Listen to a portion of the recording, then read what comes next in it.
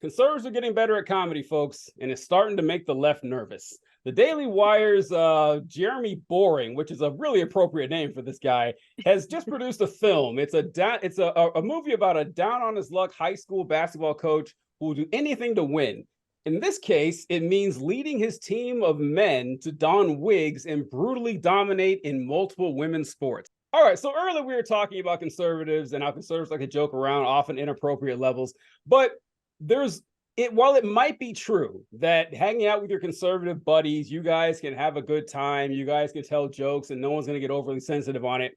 That only works in informal settings. When it comes to actually producing comedy, conservatives are terrible at it. They are awful. And it is just painfully and brutally just offensive. Not just offensive as in the subject matter, because this is just like, I mean, do you guys remember the movie Juwanna Mann? Do you remember that movie from I was gonna bring that up. I do. Yeah, I was gonna add a very good point. Go ahead, Lynn. I want to see your point. Go ahead. Start with Juwanna Mann. It's terrible. What I was gonna say is that, it's about the intention that's behind something, right? It's like and I don't think anyone is exempt from humor and comedy, because that's what comedy is. Comedy can be raunchy, comedy can be light, it can be whatever whatever the person that's delivering it to you is giving it to you as. But it's about the intention that's behind it. Is your intention to just be funny, or is your intention to be offensive? And I think with Juwanna Mann, we watched that show. He was totally dressed up as a woman playing basketball, and no one batted an eye because it was just meant to be funny.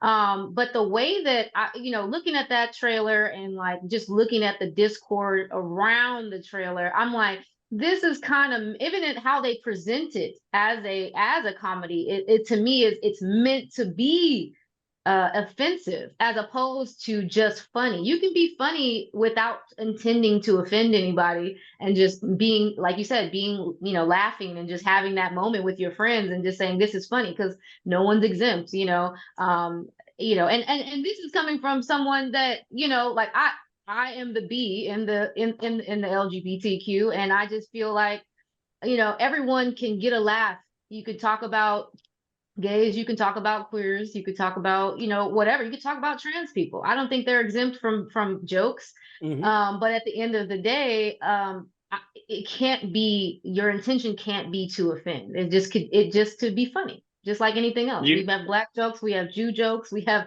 any type of joke you could think of. But the tone, in my opinion, of the trailer and the tone of, just how it was rolled out, it just kind of comes off as, I'm pandering to the individuals who already think this way in a negative light towards trans people. Yes, the pandering part. It's pandering, and their execution on the comedic level is terrible. But yeah, TJ, you mentioned Juwanna Mann. I want to talk about, and you mentioned like making fun of Black people. Tropic Thunder had, I think, the best execution of blackface. Yeah, that I don't imagine any Black person got offended by. Oh, some did. Trust me. So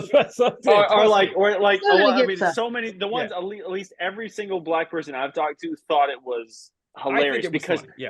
Because it was irreverent in the sense that they knew it's bad. Like, they acknowledged that this is a terribly stupid thing for Hollywood to do, to have a white person cast as a Black man. And you can talk about Disney doing kind of the opposite in certain contexts.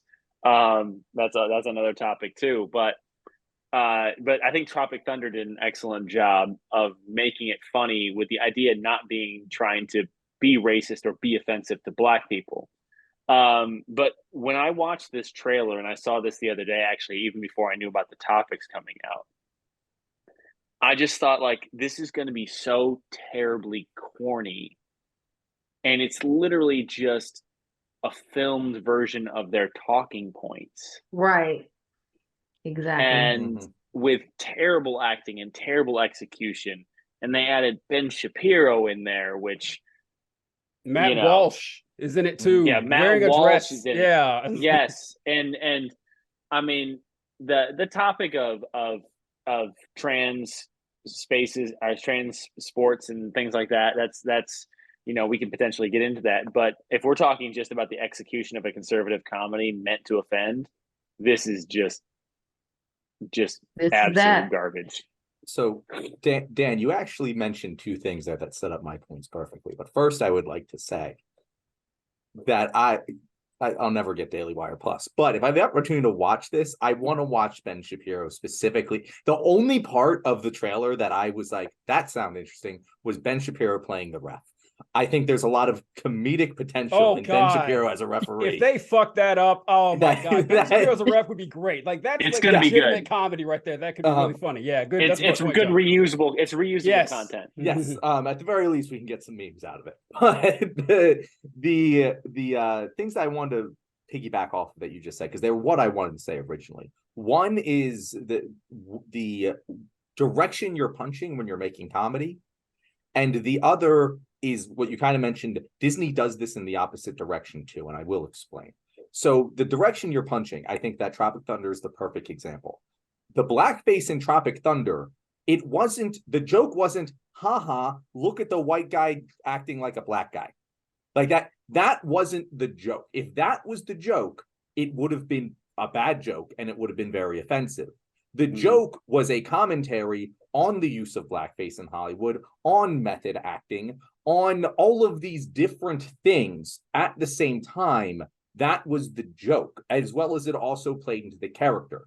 The problem with a lot of conservative comedy, like we can see clearly from this trailer, is that the entire joke is the subject matter. The entire joke is, haha, look at the man playing a woman's sport and dominating the women. That's the entire fucking joke. There's no more complexity. There's no more layers to that onion. You know, every once in a while, a fun, crude slapstick joke is fine, but an hour and a half long movie about that is fucking exhausting. Yeah. And that is why it isn't good comedy. It isn't good entertainment. But I think the other thing that's missing is that, like, it puts the message first. Like you said earlier, like, it's just the Daily Wire talking points in movie form. And it is. But I think that that's actually one of the few valid criticisms that I find that, like, culture war conservatives have, is Disney shoehorning in political messages into movies. And I'm not against a lot of, there have been very many good children, and I watch all of them because I'm a fucking weirdo. I love animated movies and kids movies. And I think that they are great at training, like teaching the next generation what values they're going to have. I have 3 kids, so. And yeah, exactly. I don't have kids, so I'm just a weirdo.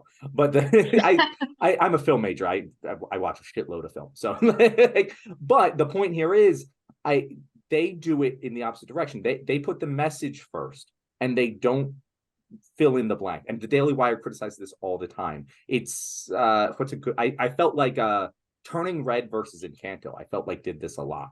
Where I felt like Encanto was a better movie because it went down into different layers of the onion and, like, made sure that the political or the social commentary was genuinely coming from conflicts between the characters. Whereas I felt like in Turning Red, a lot of times they put the social commentary first and then kind of filled in the characters behind them. And both of those movies were far superior to what Lady Ballers is going to be. But I find it very ironic that the thing that the Daily Wire crowd criticizes the left for all the time, it's literally just what they make every single time they try and make fucking art. Yeah. And like they don't seem to understand why they don't like the bad thing, but because they can't identify it in themselves. No, it is funny because they always talk about how they hate, preachy movies when that's all they make. Like, that's the point of their entire media operation. And when you're talking about how every film has a message, like no one creates a film without trying to say something. And so the execution matters a lot. And 2 examples that are a good and a bad example, I think, have either of you watched The Mandalorian or The Boys, if you've ever seen any of those shows? Yes. All right. So there's 2 examples of feminism and how it's handled. Now, The Boys does most things right. Like, The Boys, I think, is a very well done show, except for one of the seasons. I think it was season 2. And it involves all of the female superheroes fighting Stormfront, who's a female supervillain.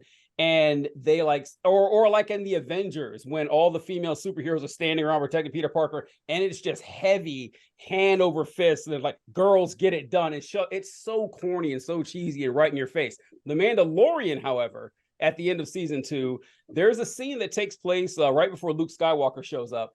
And you're like halfway through the scene and you don't even realize that everyone in the scene that's kicking ass is a woman, every single one of them. And they don't like do this panning shot, spinning around, showing the girls, standing like, no, it's like, oh, this is a way to convey feminism without hitting you over the head with it. And that's very important when you're trying to teach a lesson in a film, as they all do. But it's funny that the Daily Wire does this. A couple things I wrote down from what you guys talking. You guys made some great points too. Is Lynn, you talked about how they really focus on, pissing off the libs and the triggering part. They actually said that in the beginning of the trailer. They mentioned it as the most triggering comedy of the year, showing you that the point is the triggering. The point isn't the comedy. They start with the triggering, and conservatives operate like this with their comedy a lot, is that a lot of times, like we've mentioned, a lot of things in comedy are offensive. That happens. And so they take that premise and think, okay, so if it's offensive, it must be comedy. That's not how that works, but that's how,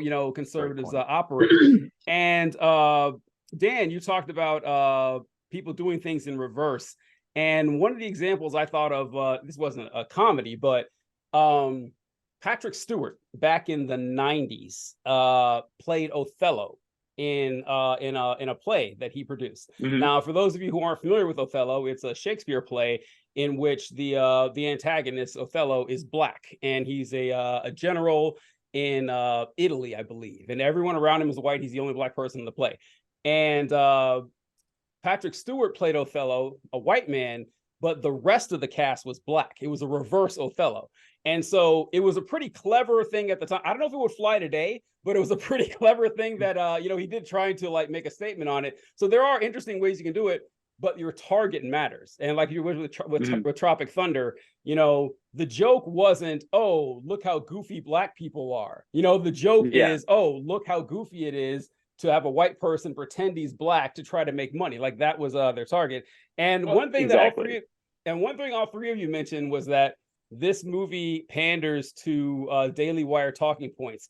I disagree. I think it panders to the Daily Wire talking point. There's only one. And the only point is that, trans people are bad. Like that's the entire, we always say conservatives only have one joke, it's the attack helicopter joke. That's pretty much true. This movie verifies that. Like, it's like, when they had those SNL I films, guarantee you that joke, if they have any self-awareness, they need to put the Apache attack helicopter joke in it. See, that would actually be funny. Yeah, that would actually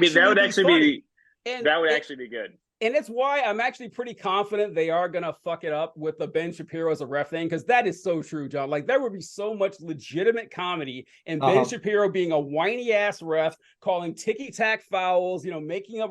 It's perfect. Everyone being taller than him. Everyone's a foot taller than him. Yeah, and like they're going to fuck that up. But I always said that. I think so too. Yeah, I'm not the only person who said the conservatives have one joke, but I've changed it now to that conservatives have 1.5 jokes, because ever since Elon Musk bought Twitter, they came out with another one that says, "Oh, you mad that an African American bought Twitter?" That's their only other joke, which is just kind of a derivative of the identity joke. But yeah, I'm pretty confident they're gonna fuck this up, but it's gonna be fun to watch. Not the movie, but the reaction. I think there's just a difference between, bullying and like roasting somebody, like you can be sitting there getting roasted and they're tearing you apart, and it could be fun and enjoyable and a good environment to be in. And then you can have a situation where someone is literally their intention is to hurt you, their intention is to make you look bad, and their intention is to perpetuate rhetoric that we already know is harmful to a certain group of people. And that's just the vibe of that trailer, and that's what it seems like it's going to be like.